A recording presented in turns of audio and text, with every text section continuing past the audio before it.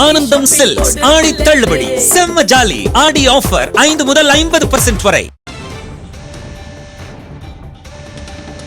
அண்மை செய்தியை பார்த்து வருகிறோம். சென்னை பல்லாவரத்தில் 3 மணி நேரத்திற்கு கனமழை பெய்வதற்கான வாய்ப்பு இருப்பதாக சொல்லப்பட்டிருக்கிறது. பல்லாவரம் மற்றும் சுற்றுவட்டார பகுதிகளில் 3 மணி நேரத்திற்கு கனமழை பெய்யும் என்று சொல்லப்பட்டிருக்கிறது. விவரங்களோடு இணைந்திருக்கிறார் செய்தியாளர் ஆனந்தன்.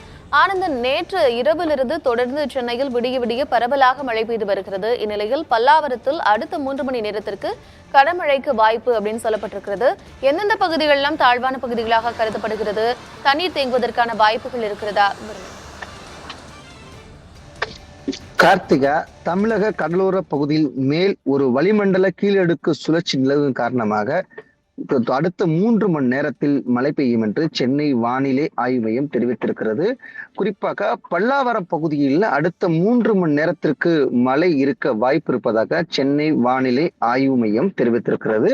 அதே போன்று அமைந்தகரை, சென்னையில் அமைந்தகரை, அயனாவரம், பெரம்பூர், பூவிருந்தவள்ளி, புரட்சிவாக்கம், தண்டையார்பேட்டை, அம்பத்தூர், மாதவரம் பகுதிகளுக்கு மழை பெய்ய வாய்ப்பு இருப்பதாக தெரிய வருகிறது.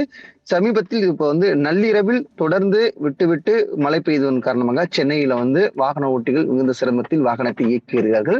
ஒரு சில இடங்கள்ல தண்ணீர் தேங்கி இருக்கக்கூடிய இடங்கள்ல சென்னை மாநகராட்சியுடைய பணியாளர்கள் அதை அப்புறப்படுத்தக்கூடிய காட்சியை நம்மால் பார்க்க முடிகிறது.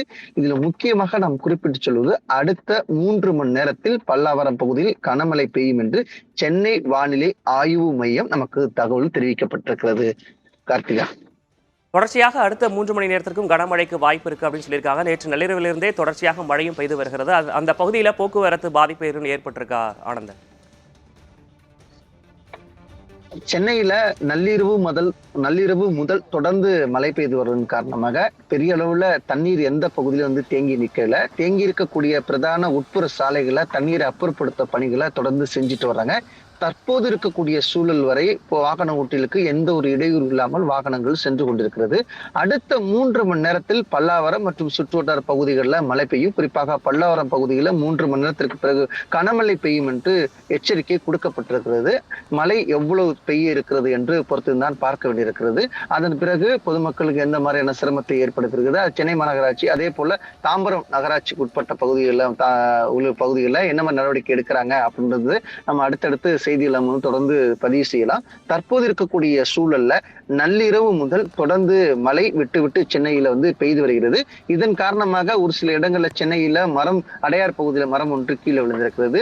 அதே போல ராயப்பேட்டையில உட்புற சாலையில் தண்ணீர் தேங்கி இருக்கக்கூடிய நிலை இருக்கிறது. தண்ணீர் தேங்கி இருக்கக்கூடிய இடங்கள்ல சென்னை மாநகராட்சி பணியாளர் அப்புறப்படுத்தி வருகிறார்கள். மரங்கள் சாய்ந்திருக்கக்கூடிய இடங்கள்ல அப்புறப்படுத்தி வருகிறார்கள். இருப்பினும் அடுத்த 3 மணி நேரத்துல மழை கனமழை பெய்யும் என்று எச்சரிக்கை கொடுக்கப்பட்டிருக்கிறது. அந்த மழையின் அளவு எவ்வளவு இருக்கிறது, என்ன மாதிரியான பாதிப்பை ஏற்படுத்த வாய்ப்புகள் இருக்கிறது, அதை எப்படி சரி செய்யணும் பொறுத்து தான் பார்க்க வேண்டியிருக்கிறது.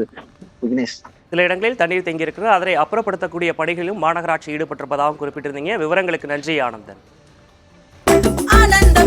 ஆனந்தம் சில்க்ஸ் ஆடி தள்ளுபடி செம்ம ஜாலி ஆடி ஆஃபர் 5 முதல் 50% வரை.